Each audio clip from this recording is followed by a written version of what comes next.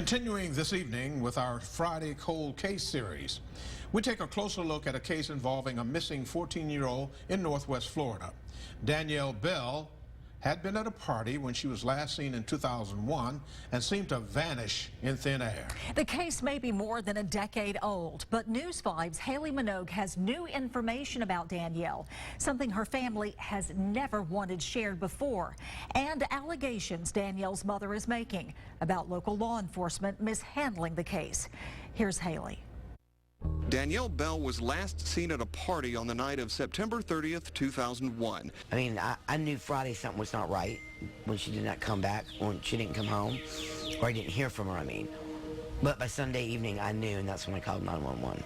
The party in the 500 block of Cedar Tree Lane was at Robert Louis Bassett Jr.'s house, who was in his mid-20s at the time. He wasn't the only older man Danielle hung around with. Alfredo Gomez Sanchez Jr., 24 at the time of Danielle's disappearance, was in a sexual relationship with Danielle. He's now serving 30 years of prison time for sex crimes committed against Danielle, in addition to other sex charges and intimidating a witness. Just weeks before her disappearance, Susan says Danielle told her she was pregnant, and Alfredo was the father. Danielle was scheduled for a doctor's appointment the week after she went missing.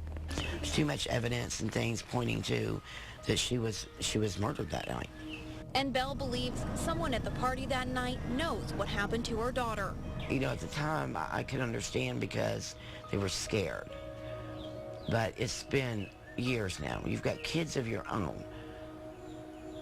So you would be okay with somebody doing this to your kid, is how I'm taking it. She believes this case has lost interest over time, even saying it's been years since she was called by anyone at the Escambia County Sheriff's Office.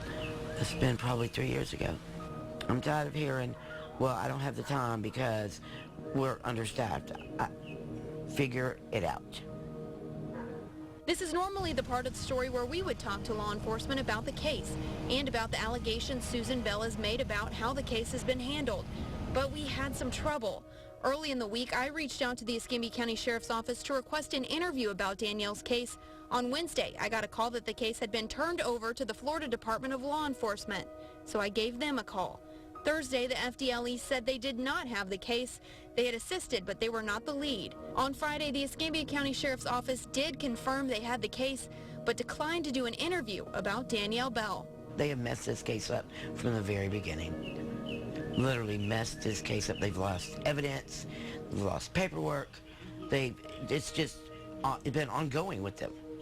Susan Bell took a break from independently pursuing what happened to her daughter, saying mentally and emotionally it was too strenuous. But after speaking to her, she told me this. I'm going to find out what the deal is. And this time,